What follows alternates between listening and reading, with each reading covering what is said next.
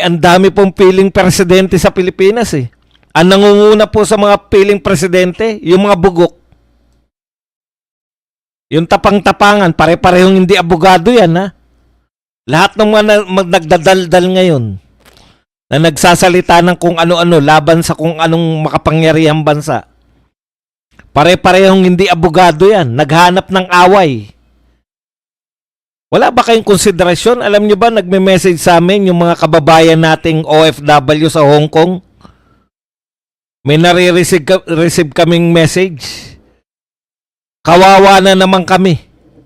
Boss Buds, kawawa na naman kami nito ngayon. Alam nyo po kung bakit? May karanasan na sila. Nung panahon na yung mga turista na taga Hong Kong, napahamak dyan, hindi natin naayos yung hostage taking.